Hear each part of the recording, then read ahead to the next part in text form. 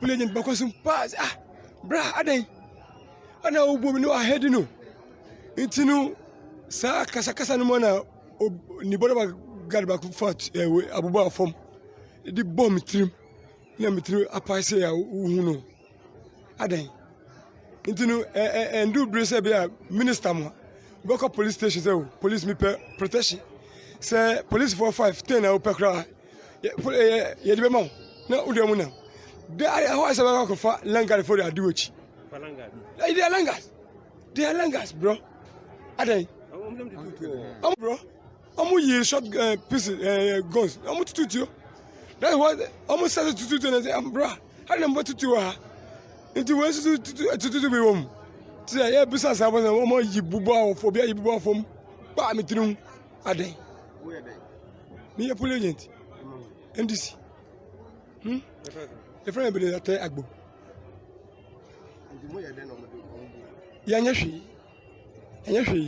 But see, with all this, you see, I know where I'm going. It's not going, but me, I'll go. I'll go because today is my head that is at stake. If I die, I am dying gone. It is the apex court, our Supreme Court, who has, let this, anything happens that will happen in this era. With this, for me, Mama, Aquaba Shonko, ever to my G.unsh0ts so. Muni abana na ama owusua enwie na ensema AC ewo oman ganemu eno na mede betuja ede amamo ahwefo ene etefo na mo nsumetimi enye bi ate enti abetuja sesi a kire se eye Kasoa montin so etututuo bi akoso ewo ho bia enkofo compile new voters register no ewo ha wote so mokoji wo mokada wo betimi ede ato aba ewo 2020 general elections no emu na etututuo no koso no so no tokwasu esiwo ama NDC for agent wo ginemu ede ama amanyuko no ama tese voters registers no ne compilation be koso wano ede ama obi bia no and din ede agent Ebenezer Tetteh sesi ade ne ntiene chese ye de block CB aboni tinima ma chese be bia oda ne de enye bako se ama nkofo abomode turumika ede no akopie mu ewo hospital kesia ewo Kasoa honom no na ensem no koso no wo mu a wo mani edemu bia wo mo hwe no mu de koso nya na ebi edda wo ma no se NDC for there be MPP for boys ni bi ene wo mo de tututuo ne ntokwa no eba ho ebi so ka se land guard for wo mo wo area ni mu no wo mo ene wo ma ko se commotion no wo honom na ebusua for mo be kai a voters register yi ye gitu mu se ye be ye efi 30th June no Kasoa empotemo for no ede babontin se de omo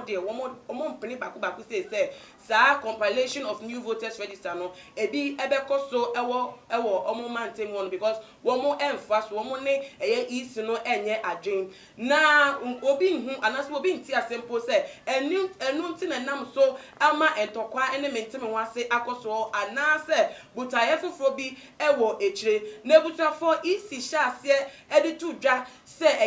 afiwe ye be compile new voters register no engofo dodo na no masori akaseti essence wo hu ni se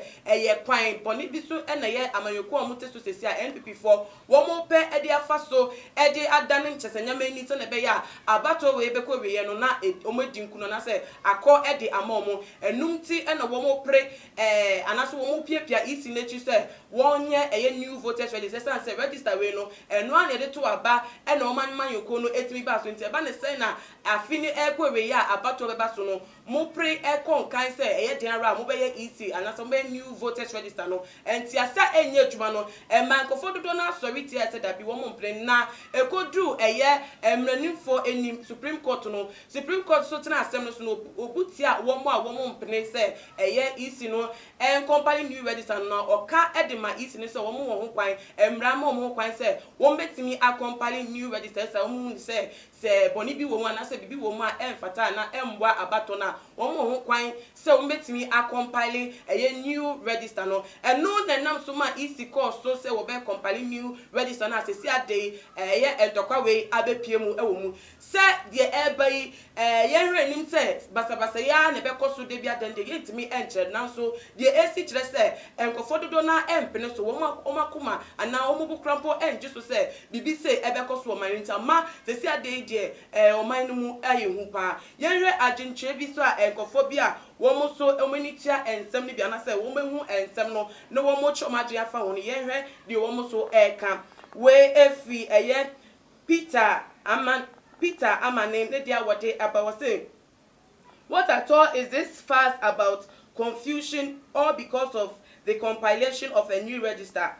If they just want to compile a new register, why don't we just allow them to do so? After all, it doesn't mean that they will be voting. It is still our right to vote or not there what they abano so on the one tia say dentia enkofobi wo madwe yo mo basa efa EC ni new register o pese won compile won there wo compile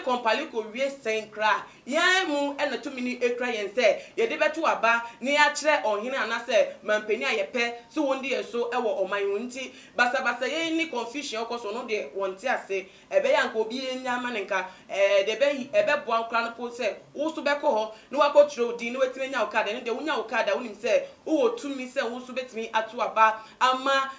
mampani a wo pe na no wo pe no aye ho e de amount gidigidi ni de ehun enya bako ese we so efi Sarah Kingsley dia wode abawase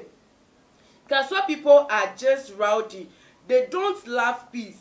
I don't understand why all this is happening only in their constituency. Why at all this mess? Onosu ebisa asemosi ondo huni se Kasoa for there ye ban ntoko hunu ni tese basabasa there wo maji abomo boso saa nyama no ene ye omo de wo mo pe wo honom de bia da asemesi a wo bia nam kwan bakoso konda bi omo do mo pe ne saa on be se wo mane no mo mfa bibia wo mo akasa wo mo pe enu ti ase asumdue bibi ekoso no de wo mo ntena ho enhwe ne ka de wo mo nhye ne saa kwa wo me sori a kire se wo mo de wo mo ye wo mo mpe asumdue wo mo mpe ade ye de anaye fe wo mo mpe ne saa enu ti ena ama eye gidigidi we ekoso a enye ne wanwa kra ma me mfa eye road ade no so enkan wo say oh I'm so sad this our country needs a whole lot of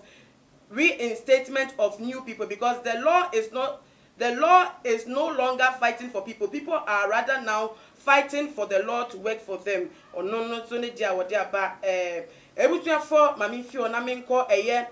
Kofi ochiame so e dia wo de aba wo say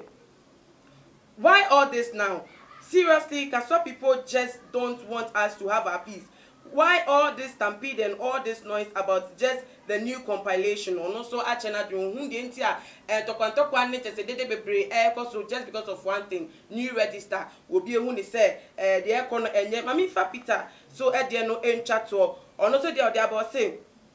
it is all the fault of the ruling party. They just don't understand that people want to have a free and fair election. They only want to take all power into their own hands and intimidate people to do their role. Well, we still believe that there is freedom and justice in our land. Ono so edia wode aba eno no. Ebusuan for who share a comment strength eba na utun say wo bia ejina fa ko say da bi de ekoso no de enye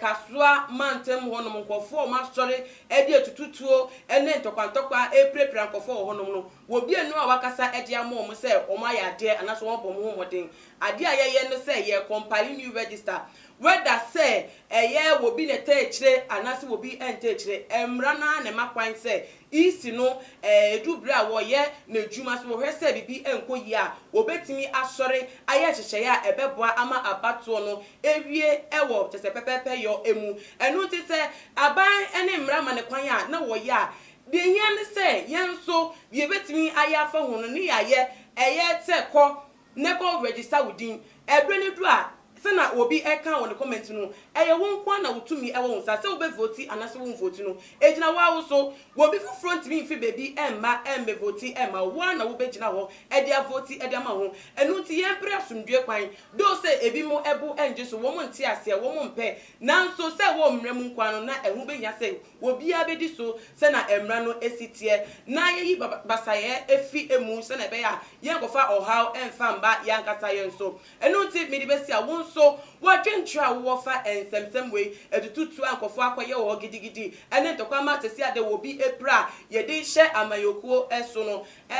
se wo ni wo mo ya adwen se kwan na omo nam so ye sade no wo mo de kire wo mo so mo bobre wo mo de kire se wo mo so mo ni omo nya adwen se wo no mo ya adwen a obetimi de atodwa e wo tuma G.unsh comment section na bia mo so no se wo adwen foforo a te se ye futuo ana se bibi bia opesa won kan enfa ensem wi bia no obetimi e de atodwa e wo tuma G.unsh comment section na bia mo so no kan hu ne se ye wo Instagram page ye tuma G.unsh_. ono mo so obetimi afollow yen e wo ho ne subscribe se won subscribe san se e bibia ye update beba e wo story so ye de betodwa e wo ye channel yi so nti so wa subscribe a obetimi enya notification no e wo wo phone so e na bibia wo bebia wo krapo no obetimi ahwe san se notification no enya aba enu nti bekwan ne subscribe se won subscribe a mi din de na ama owusa aha na mdi besi nyame yen adoma ibesan edi nhemu bie makra mu.